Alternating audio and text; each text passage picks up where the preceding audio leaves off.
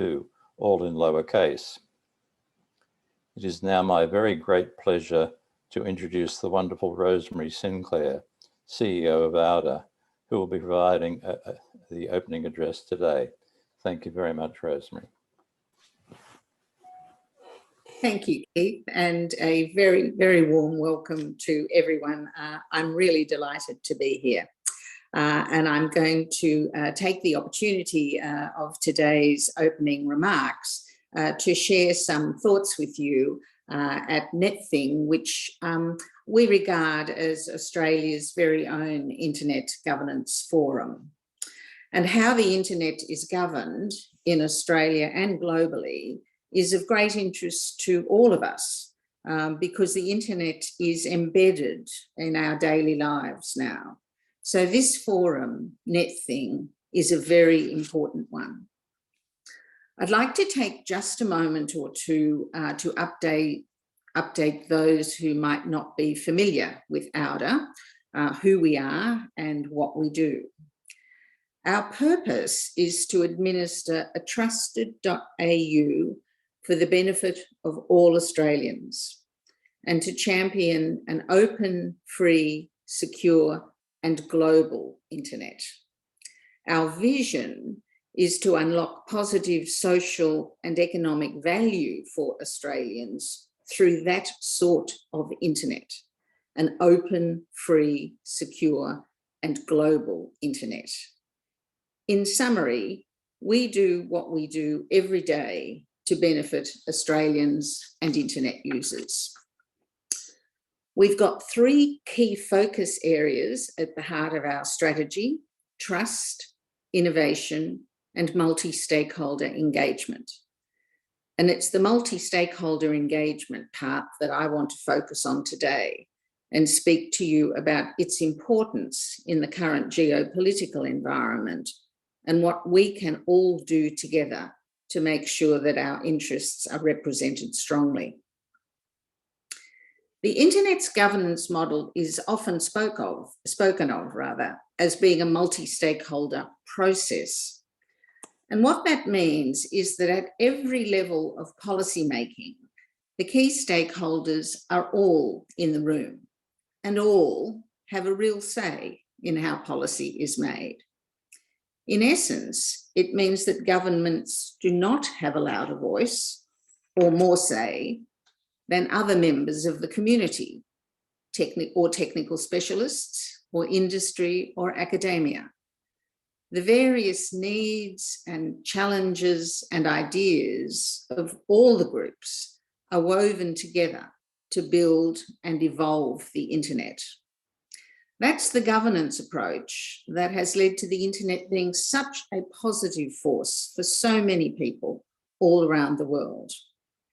But there is pressure from some countries for a different internet, one that is more centrally controlled and less open and free, and as a result, reduced in its capacity to be a vehicle for community, for connection, convenience, innovation, and growth.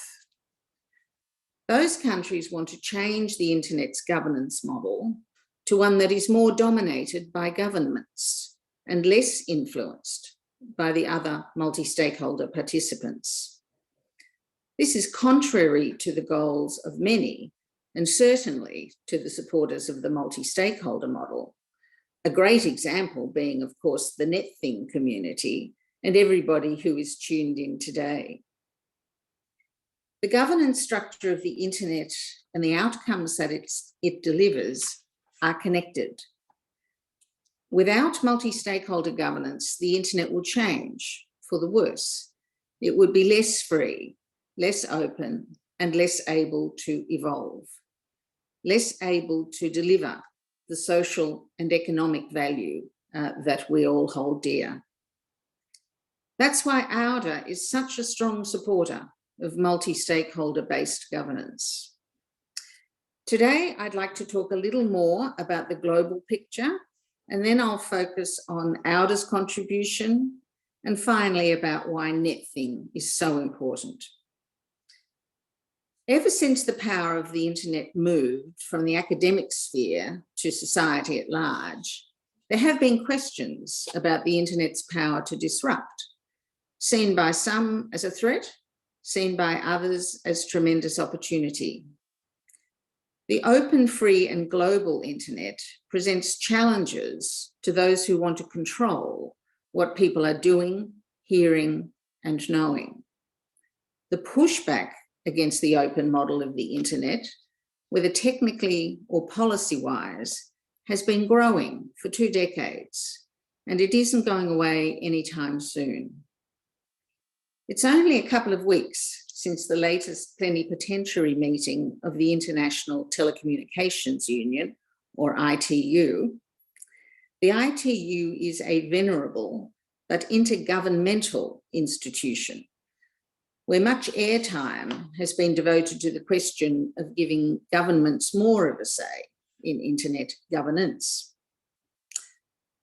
Another milestone at the most recent ITU gathering was the election of the Secretary General.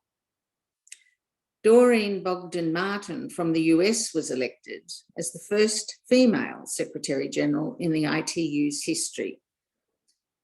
Her own long history of work in the sector and rolling out connectivity in developing countries put her in good stead. The outcome is good news for the multi-stakeholder environment in the sense that other leadership candidates have had a different focus on undermining the multi-stakeholder model. Also good news from the plenipotentiary is Australia's re-election to the ITU Council, where we have been since 1959. With the plenipotentiary done for this year, the work goes on. And this just has to be said out loud. The critics of multi-stakeholder internet governance don't sleep, and so neither can we. In the next few years, these debates will continue, and not just in the ITU. 2 upcoming forums are the Summit for the Future in the United Nations in 2024, and the 20-year review of the World Summit on the Information Society due in 2025. Another arena is in the negotiations at the United Nations on new cybercrime treaties. So why should we care? These are esoteric sounding processes and they have very long time frames. Do they really matter? They do. They matter because the governance model shapes the outcome. Multi-stakeholder approaches work to weave together diverse views that sustain the open, free, secure, and global internet that creates so much social and economic value. And we all need to be engaged and active as a community and a country to support the internet. We need to be as savvy and committed as those who want to change it for the worse. But are we? Are we engaged? Are we effective? Today, we, and the we I mean here is around the world, those who support the internet as it is. We haven't been as committed or effective as we really need to be. In the face of a different point of view that is prepared to commit people, money, and time with deep strategy and long horizons, we haven't been playing effectively to win. Certainly, we've gone from event to event, meeting to meeting, rushing to prepare, sometimes just asserting the current model's merits. Sometimes it seemed as if we think we shouldn't even really have to make the case. But that approach is fundamentally letting the side down, and it's really just not good enough. But I see an opportunity to change what we've been doing, to be more deliberate in our effort, and to make much more of a positive difference to this important debate. Auda's own interest in supporting this effort arises from a number of sources. Firstly, our history as a key part of Australia's and indeed the global internet community. Our terms of endorsement from the Australian government, which mandate us to advocate for and actively participate in multi-stakeholder internet governance processes, both domestically and internationally. And lastly, our strategic plan, with its clear focus on supporting multi-stakeholder internet governance. So we at AUDA have been growing our capacity and our effort in this area. And we were thrilled to welcome this year the previous CEO of Internet NZ, Jordan Carter, to head up our policy team. Jordan took up the role as Internet Governance and Policy Director in July this year. And Jordan's working with Annalise Williams and Sabina Fernando to bolster AUDA's capacity to contribute to domestic and international policy discussions. If the team are not yet known to you through their outreach and good work, they will be very soon. We had a big year and a positive year at AUDA in 2022, and we're looking forward to an even bigger year and more effective year in 2023. Our mandate, our strategy, and where we're actually putting our resources should send the clearest possible message. We are up for making a very solid and growing contribution to the hard work needed to fight for an open, free, secure, and global internet. And so I come to NetThing. I am very supportive of this forum as a way to bring together the Australian internet community and as a way to make multi-stakeholder internet governance stronger in Australia. AUDA is not just a key sponsor, we're a key participant. And I'm delighted to see a number of my colleagues on the program. And I'm also pleased at the role some have played in planning and producing the event behind the scenes. To me, NetThing has enormous potential. And here are just a couple of areas that I hope we can work together to develop as we conclude this year's event and turn our eyes to 2023 and beyond. I'd love to see lots more people at NetThing next year. Am I too ambitious in thinking 500 is the number? What can we do to attract those people to come and join us in this important work? I'd love NetThing to be the place that firmly sets the agenda for internet governance in Australia and contributes to regional and global forums on that basis. What do we have to do to get there? How do we get a broader cross-section of key decision makers into our discussions? How can we share our debates more broadly?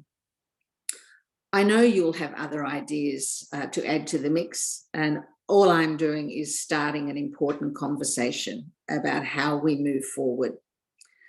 I welcome the discussions from yesterday, which were great, and I'm looking forward to the ones today. So please reach out to let me or the AUDA staff around know what we can do to support the ongoing evolution of the internet governance dialogue in Australia and beyond. And now I'll conclude my remarks, and I'd like to let you know that I'm really looking forward to Minister Rowland's contribution. The Minister has been a very strong advocate for the multi-stakeholder model, bringing a depth of experience from her active contribution as a shadow minister and her career indeed before politics. Before entering Parliament, the Minister was a lawyer, specialising in competition and regulation in the telecommunications, media and technology sectors. So I'm really looking forward to hearing the contribution from the Minister today. Thank you so much for your time, interest and attention to my remarks, and I'll now hand back to Keith.